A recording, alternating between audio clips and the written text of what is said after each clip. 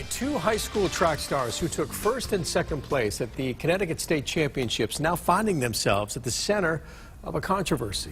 Both young women are transgender and competed on the girls' team. That's not sitting well with some parents and student athletes, though.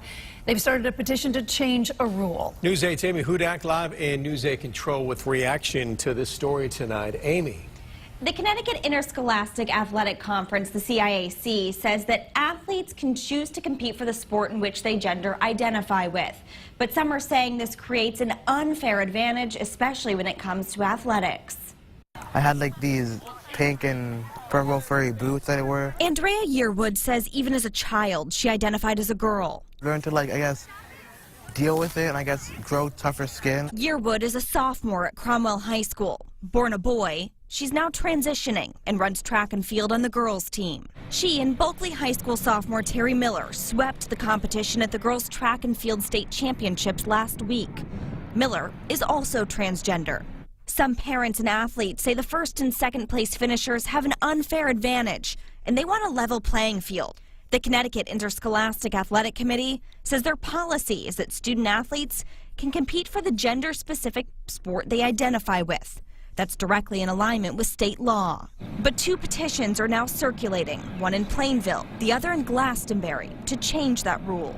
You have certain people that believe that, men are stronger and faster, and so I can understand that if an athlete is born male, and then competing as female with what they identify with, that some females will feel a particular type of way about it. Some say reversing the rule would be gender discrimination. Identify herself as a girl, then I think she should be able to run in the race because she can use the ladies' room, she can wear skirts. Why not run and play sports and stay active? The cream rises to the top. No matter if you're a boy or girl. Correct.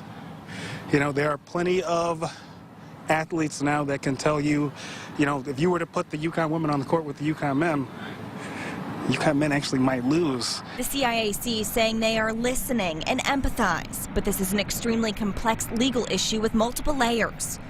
Yearwood, grateful for the opportunity to be exactly who she says she's always been. Extremely grateful because I've heard of stories where some people, don't get the same opportunity as me and have had to go through really hard times.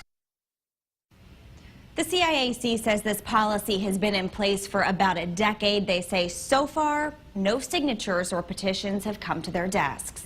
Live in News 8 Control, Amy Hudak, News 8.